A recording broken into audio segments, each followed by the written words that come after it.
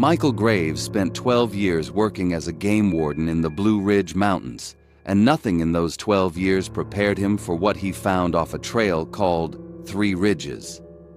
This is one of those Appalachian Mountains horror stories the man himself only told once, and only after he'd already quit. Everything about that September morning in 2012 started like 100 mornings before it, until dispatch patched through a college kid's voice instead of the county deputy he was expecting. What Graves found in that clearing ended his career, though it took 11 more months to actually happen.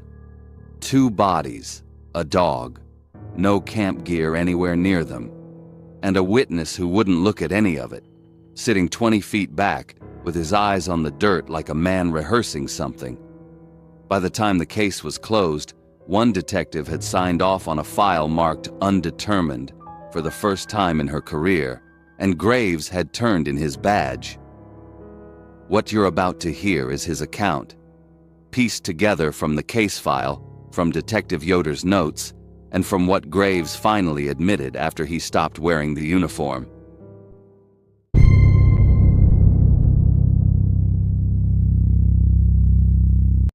That Sunday morning didn't feel like the start of anything. Graves was at his desk, 47 years old, filling out a poaching citation in a county-issued Ford F-150 with a cracked visor mirror he'd never bothered to fix. A laminated topo map of the Three Ridges wilderness sat folded on the passenger seat because cell coverage out there had never been worth trusting. The radio crackled. Graves reached for it without looking, expecting the same deputy who called in every trail incident. It wasn't the deputy. It was a kid, college-aged by the sound of him. His name was Baxter Combs, and he was hiking with 3 friends near Three Ridges. His voice shook so bad the dispatcher had to ask him twice to repeat himself. 2 people, a dog, off the trail, past the switchback. "Is anyone hurt?" Graves asked. "No," Baxter said. Flat, immediate, no hesitation at all. That answer should have settled something in Graves's chest. Instead, it did the opposite, because in 12 years, nobody who'd actually found 2 bodies answered that question that fast. Graves radioed ahead that he was closer than the sheriff's office and started the 40-minute drive alone, gravel spitting under his tires before dispatch even confirmed. His truck could get within a mile of the site on the fire road. A patrol car couldn't. Dispatch mentioned a front moving through by nightfall. Heavy rain, the kind that turned that fire road to soup and washed out ground sign within hours. Graves didn't need anyone to spell out the math. Whatever was up there, he had until dark to read it. The drive up sounded normal enough. Gravel under the tires, a hawk working somewhere off the ridge, Baxter's voice cutting in and out over the radio. But the last quarter mile before the trailhead, the birds went quiet. Graves barely registered it. A redtail had been hunting that stretch all week, probably scared everything else into silence. 2 years back, Graves had made a call on a missing hiker search that turned out wrong. Wrong enough that a family still didn't have answers. He never talked about it, not even with the other wardens. But he'd promised himself, quietly, driving home from that scene, that he'd never make an easy call on a hard one again. He had no idea yet just how hard this one was about to get. Graves got there before anyone else, before Baxter's friends, before the sheriff's office, before Yoder. His truck rolled to a stop on the fire road, and he walked the last 200 yards on foot, boots crunching over wet leaves, his radio squawking static he wasn't listening to anymore. The clearing was small, maybe 30 feet across, ringed by rhododendron thick enough to block the wind. And there, against a single big oak, sat Foster and Adeline Rourke, and their dog, Compass. Graves had seen bodies before. Not many, but enough. What stopped him wasn't the bodies themselves. It was everything around them. No packs, no tent, no fire ring. Nothing scattered in the leaves that said 2 adults and a dog had ever stopped here to make camp. If you didn't know better, you'd think somebody had carried them in and set them down like furniture. Adeline still had a trail bracelet on her wrist, a hand-carved wooden bead shaped like a mountain laurel blossom, the kind sold at a gift shop down in Wintergreen, 20 minutes off the mountain. The price tag was still stuck to the underside. She hadn't even worn it long enough to peel it off. Graves crouched down next to Compass out of habit. Every dog on a trail wore a bell on its collar, so it wouldn't wander off silent into bear country. Compass had one too. Small brass thing.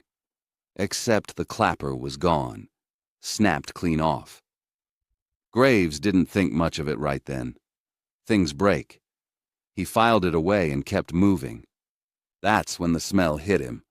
Under the normal stuff, wet leaves, gun oil off his own belt, there was something else. Faint. Cold ash.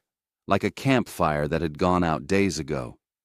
There was no fire ring anywhere near that tree. Hadn't been one in weeks, from the look of the ground. And the ground itself was wrong, too. Graves had spent 12 years reading dirt. When somebody drags a body, even a light one, it tears the ground up. Divots, displaced leaves. This ground wasn't torn up at all.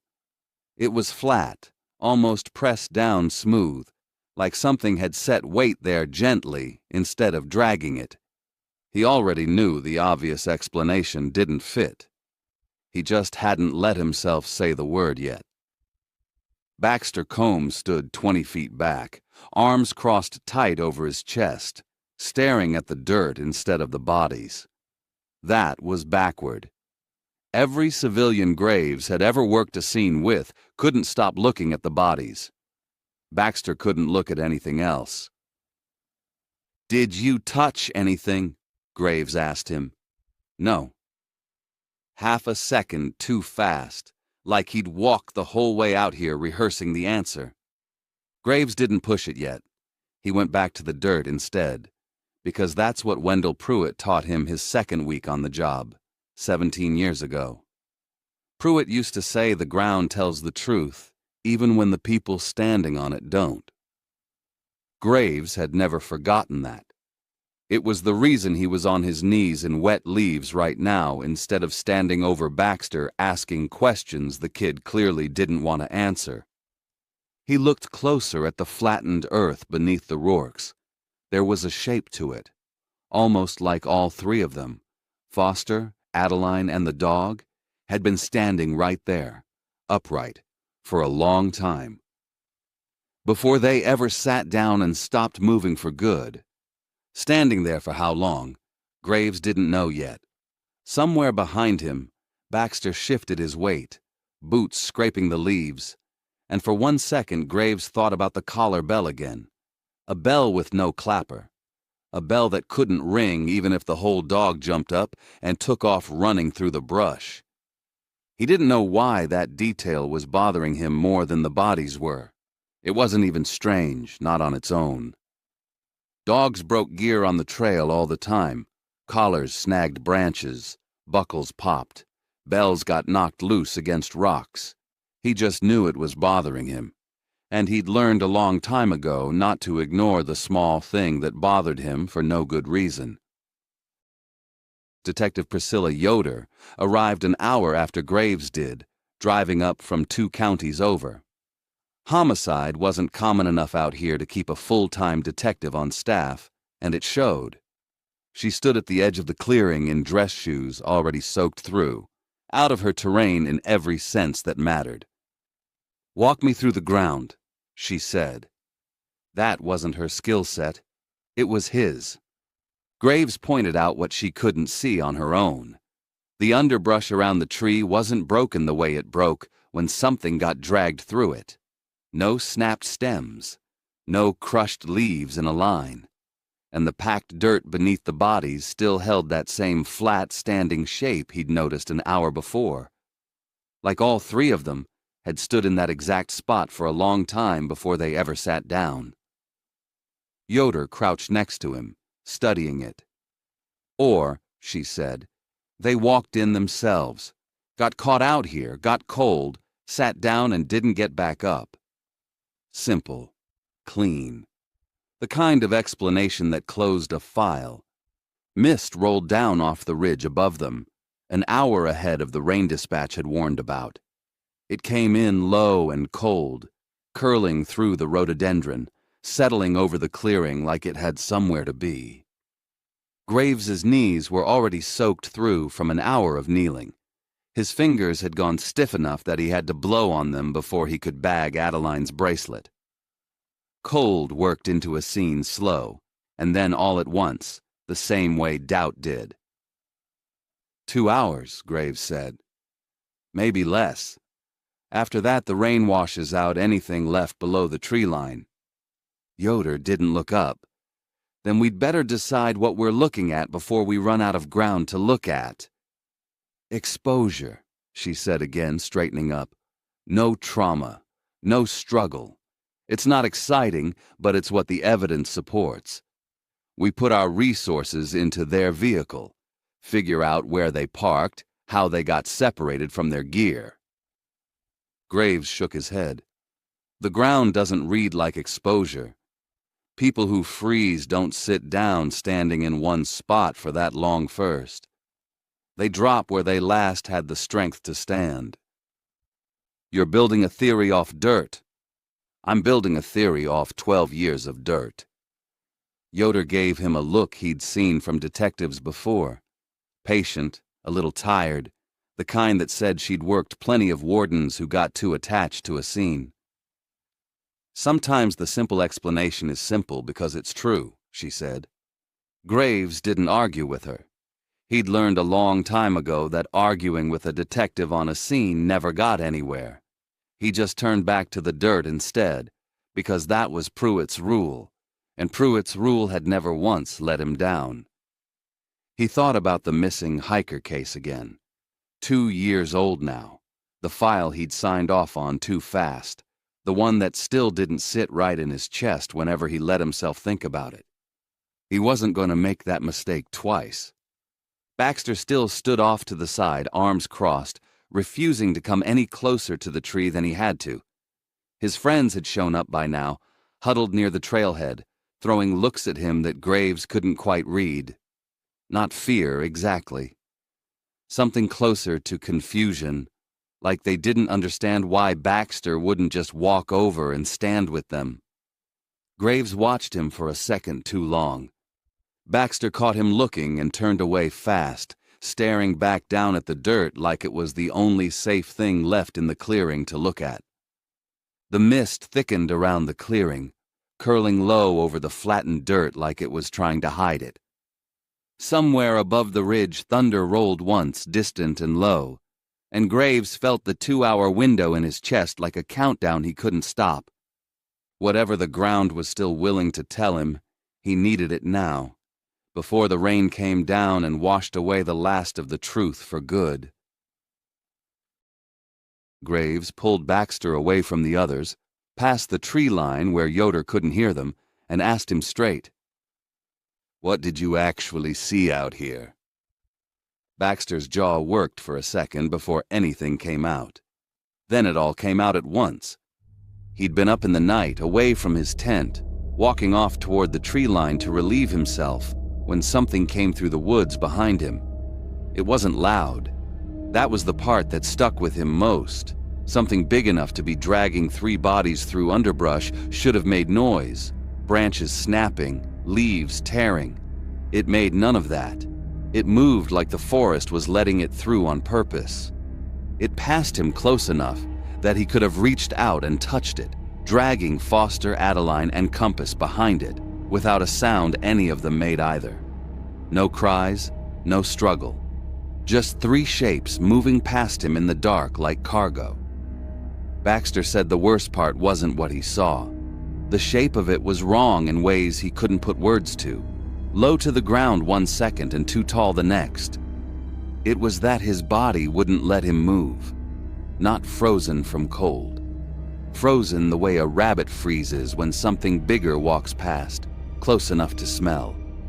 Then it stopped. It turned toward him. One arm came up and it pointed, straight at where Baxter stood frozen against a tree, and held there. 10 seconds, maybe longer.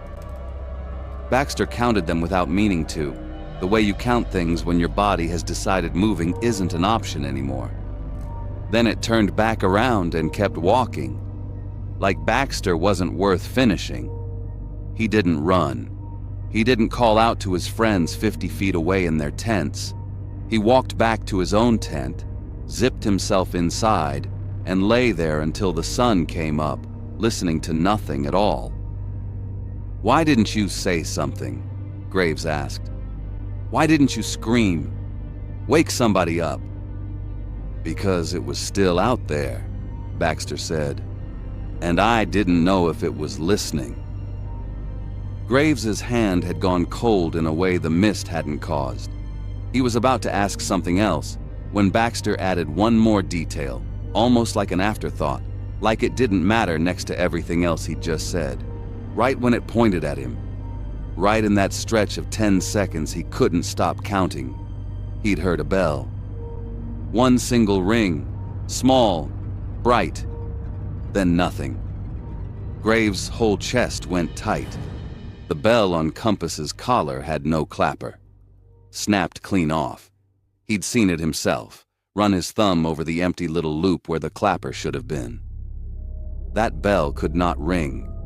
Not from movement, not from being shaken, not from anything short of somebody, or something, reaching in and making it happen on purpose. Something had rung it. On purpose. While it stood there pointing at a college kid frozen against a tree.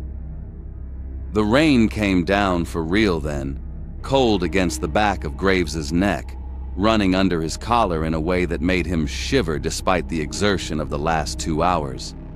The air smelled like wet granite off the outcrop above them, sharp and mineral, cutting through everything else. Somewhere behind him, Yoder's radio spat static that wouldn't clear no matter how she turned or repositioned, and Graves realized he'd bitten the inside of his own cheek hard enough to taste copper. He looked back at the flattened dirt beneath the oak, at the trail bracelet already bagged in his pocket, at Baxter, still not looking at any of it. There was nothing here to charge anyone with, no drag marks matching Baxter's account, nothing dragged anything. Not the way ground gets torn up when something's dragged. No prints besides the Rourke's own boots, planted and still, standing in one place for what the dirt said was a very long time. No physical evidence of any second party at all. Yoder couldn't call it homicide. There was nothing to point to. Graves couldn't call it exposure either.